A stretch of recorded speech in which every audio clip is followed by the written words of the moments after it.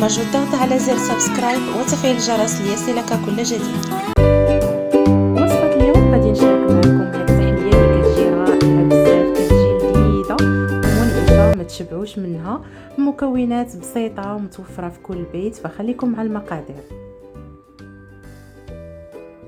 ولهاد التحلية كيف ما شاهدتوا كناخذوا اطرو ديال الحليب، زوج ديال البنانات، القليل من التمر والقليل من اللوز وفلون ديال البنان.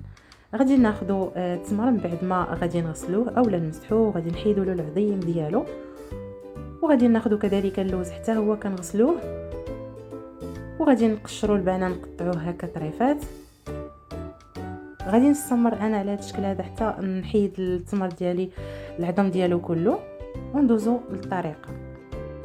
من بعد غادي ناخذوا هاد المكونات كامله غادي نوضعوها في الخلاط، غادي نطحنوها مزيان مزيان. من بعد غادي نصفيوها على هذا الشكل هذا، ضروري ما تصفيوها.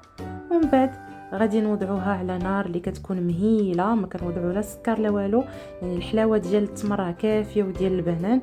كتجي هاد التحليه رائعه في المذاق ديالها. ومن بعد ما كيغلى لنا بحال كنحضروا الفلون، كيغلى لنا الخليط، غادي نوضعوا في الكويسات على هذا الشكل هذا. انا وضعت هاد الكويسات، نتوما ديروا في زليفات صغار اولا الشكل اللي بغيتو. غادي نوضع التحليه ديالي في هاد الكؤوس.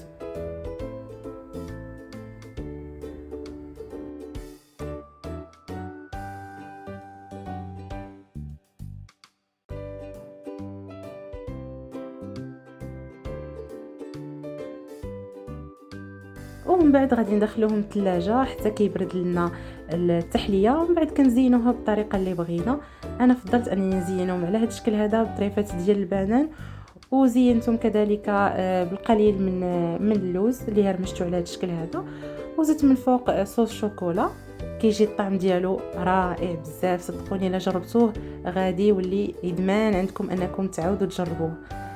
لكم جوج ديال التحليات، الاولى بمذاق ديال الفريز اولا الفراوله، والثانيه بمذاق الشوكولا اللي كيجيو رائعين ولذاذ، والاهم انهم كيتحضروا بسرعه. فخليكم مع المقادير وطريقه ديال التحضير. بالنسبه للمقادير غادي نحتاجوا في التحليه ديال الفراوله اولا الفريز غنحتاجوا نصف لتر ديال الحليب، غادي نضيفوا ليه فلون ديال الفريز بنكهه ديال الفريز او الفراوله، غادي نضيف ليه كذلك معلقه كبيره ديال السكر السنيده، غنوضعوه على النار حتى كيوصل لدرجه ديال الغليان، ومن بعد كنحيدوه من النار وكنخليوه حتى كيبرد. من بعد غادي ندوزو للتحليه الثانيه ديال الشوكولا، كذلك غادي ناخذوا نصف لتر ديال الحليب، غادي نوضعوا ليه كذلك فلون ديال الشوكولا، وغادي نوضعوه على نار حتى كيغلي، ومن بعد كنزولوه وكنخليوه حتى كيبرد.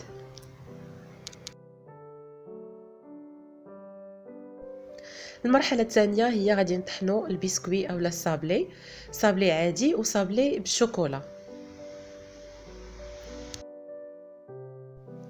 ومن بعد ما كيبرد لينا فلون ديال الفريز كنوضعوه في اناء، وغادي نوضعوا عليه باقي المكونات اللي هي قطع هنايا ديال الفريز، اللي هنايا جوج ديال الفريزات اللي كبار قطعتهم هكا مربعات. غادي نضيف كذلك بنانه وحده،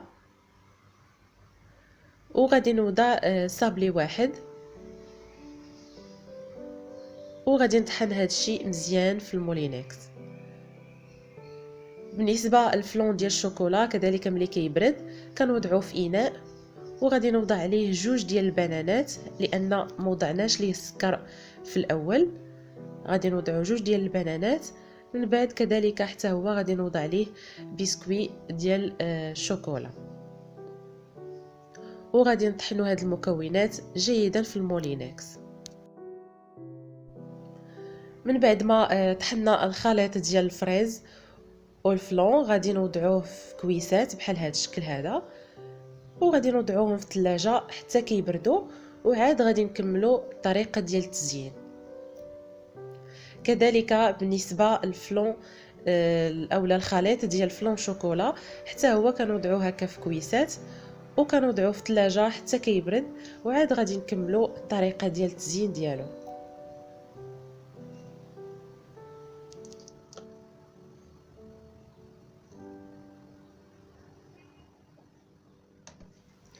ومن ومن بعد ما كتبرد لينا التحليه ديال الفريز اولا الفراوله، كنوضعوا ليها من الفوق البسكوي اللي طحنا على هذا الشكل هذا بهذه الطريقه. ومن بعد كنزينها بالكريم شونتيي اللي كنكون طلعتها من قبل.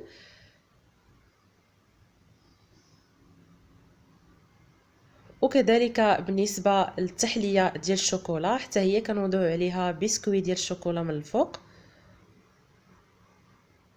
وكنزينوها بكريم شونتيي اللي كنكون كذلك طلعناها من قبل. كيف ما شاهدتوا هاد التحليات كيجيو رائعين وسهلين، وكيكون هذا هو الشكل النهائي ديال هاد زوج ديال التحليات اللي كيجيو رائعين. الاولى بمذاق ديال الشوكولا والثانيه بمذاق ديال الفريز اللي كيجيو لذاذ بزاف ومنعشين في نفس الوقت. نتمنى